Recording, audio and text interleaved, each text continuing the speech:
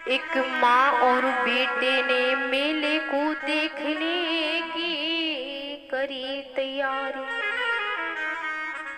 माँ और बेटे तैयारी कर रहे हैं। माँ ने खूब तैयारी की,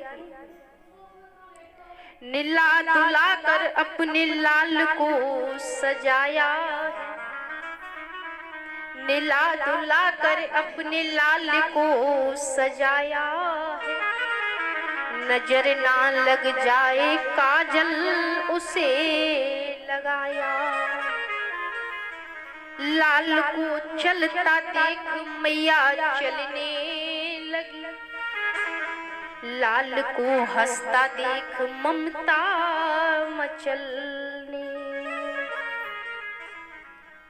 कि जो भी मांगा लाल ने माँ ने उसे दिलाया है। फिर अपने लाडले को झूले में झुलाया। माँ की ममता कैसी होती है मेरी माँ। वो अपने बालक को लेकर के जाती है, झूले में सब कुछ दिलाया, मेले में सब कुछ दिलाया, झूले में झुलाया, लेके जा रही है माँ। लेकिन भीड़ जोरों की थी, बच्चे का हाथ छूट गया। बस उसी पल में मैया का साथ छूट गया। बच्चे का हाथ छूट गया। वो बालक अपनी मैया से, वो मैया अपने बालक से दूर हो गई, बिछड़ गई। आज माँ उसी मेले में रोती बिलखलाती कहती है कि मैं कैसे इस मुख को अपने पति को दिखाऊंगी। बालक को लेकर के आई थी, वो बालक आज मुझसे दूर हो गया है। गोवर्धन धाम में तलेटी पर जाती है प्रभु, बड़ी आस्था से मैं आई थी, बड़े विश्वास से आई थी, मुझे मेरा बालक वापस दे दो। कौन सा मुख लेकर के मैं घर वापस जाऊं। लगता तो ऐसा है कि यहीं अपने प्राणों को त्याग दूं। मैं बिना बालक के वापस घर नहीं जाऊंगी।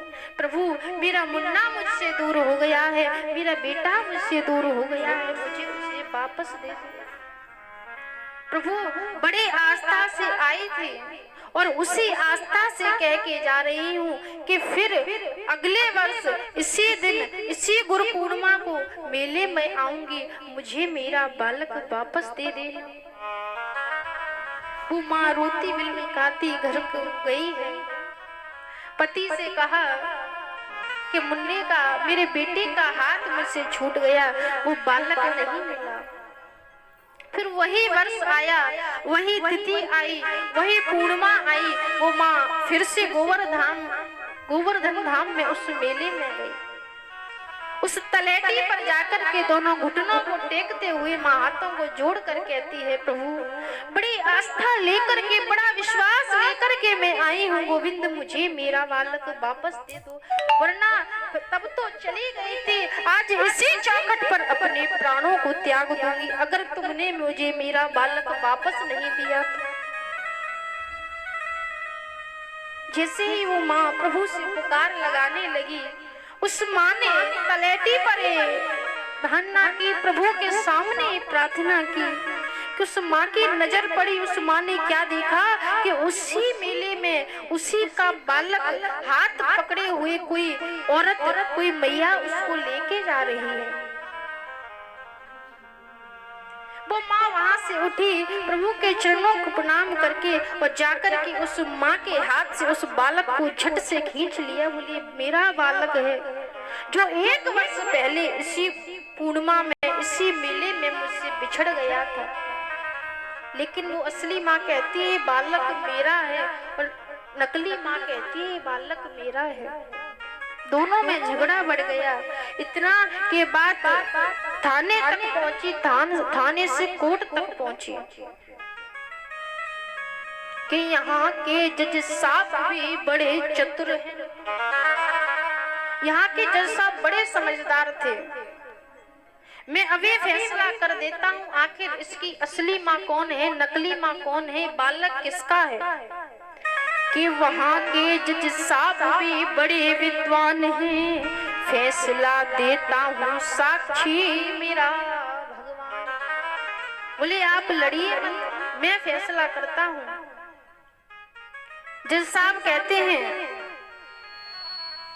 दोनों एक कटघरे में नकली माँ को खड़ा कर दिया, एक कटघरे में असली माँ को खड़ा कर दिया कि नकली माँ कहने लगी छोड़ दो ये मेरा दिल है।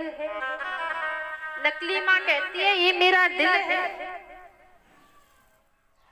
तभी जज साहब कहते हैं कि मैं इसका फैसला करता हूं। जज साहब कहते हैं कि लाओ एक तलवार इस बच्चे के दो टुकड़े कर दो, आधा इसको दो आधा इसकी झोली में धर दो।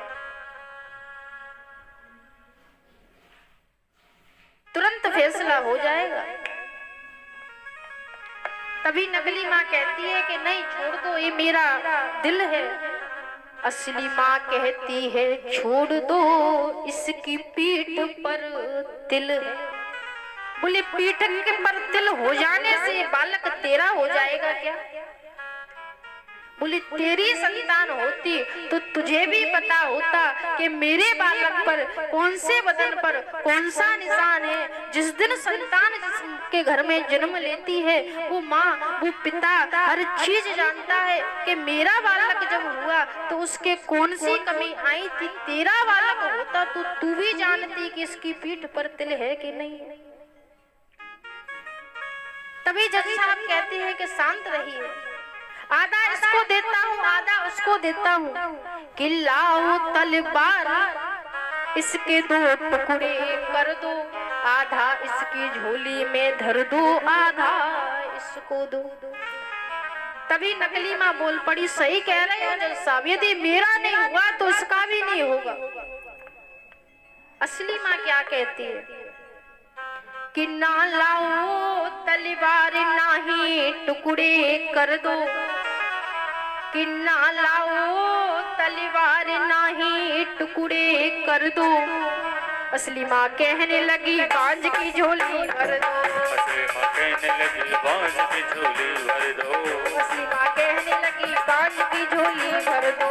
असली माँ कहने लगी बांझ की झोली भर दो। असली माँ कहने लगी बांझ की झोली भर दो। असली माँ कहने लगी बांझ की झोली भर दो। ओए है माँ की ममता, ये है माँ की ममता, ये है माँ की ममता, ये है माँ की ममता, ये है माँ की ममता, ये है माँ की ममता, ये है माँ की ममता, ये है माँ की। तेरे जीवन में खुशियाँ तमाम आएंगी, तेरे जीवन में खुशियाँ तमाम आएंगी, तेरे जीवन में खुशियाँ तमाम